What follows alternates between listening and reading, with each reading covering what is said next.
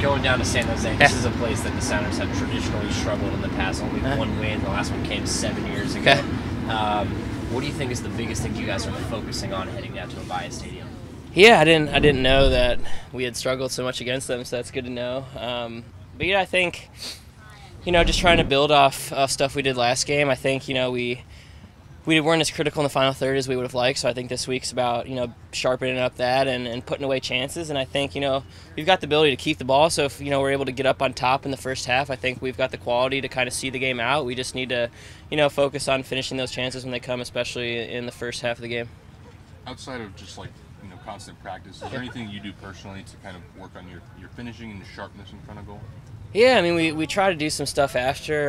We're working, and we try to pick something specific every day to focus on. Today we're working on set pieces, and that's a big way we can score goals, and haven't done it as well. Both delivery and finishing as we would have liked so far this year. So there's little things we try to work on a daily basis to try to get better, put goals away.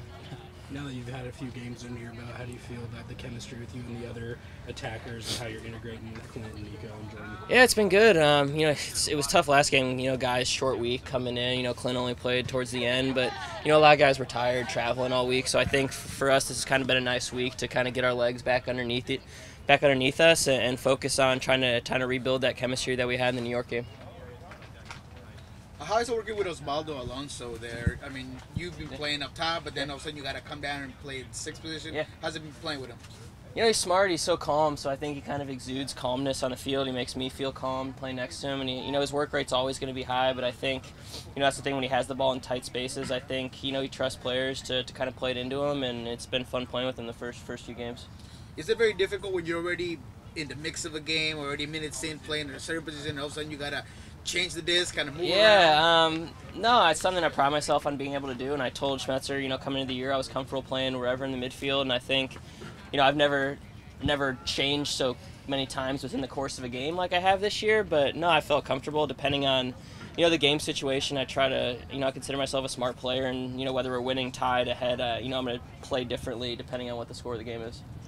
Going back to the chemistry and the intelligence of the people you're playing with, how are you feeling you guys are coming in, and specifically where the guys want the ball, the wall pass to space, so they went on the run? How's that progressing? Yeah, you're trying to mix it up. I think, there's a couple times last game where, I was trying to play a wall pass and it didn't necessarily come off, but I think, that's something over the course of the season. I'm someone that reads other people, and, once I figure out, it's hard in less than three full games to kind of figure out full tendencies, but I think, hopefully once we hit the summer and into the fall, we'll have that where it becomes instinctual and we won't have to be thinking about it over the course of the game. And having possession obviously helps, so you get reps out of it, right? Yeah, the more we can have the ball, it's kind of what we were talking about, last week and this week. The more we can keep the ball, especially in their attacking half, the more we're going to break teams down. We got quality in the final third, and I think that's kind of our big thing is being patient and not necessarily going 100 miles an hour once we get in their half. Soccer's played by highly intelligent players. Where would you put the technical skill of this team in terms of the guys you have? Yeah, it's hard to judge, but it's right up there at top of the MLS for sure. I think, especially those guys that are in the attacking half, they're quality players. Even in the back, we got guys who are comfortable playing out of the back, and you see it with our fullbacks. Joven on the left side, he's one of the most skilled fullbacks in the league. So I think, up and down the roster, even guys that aren't starting day in and day out, they're comfortable technically, and that's something that we, is bred in practice. Are there any specific preparations you guys have heading into a 3-game road trip?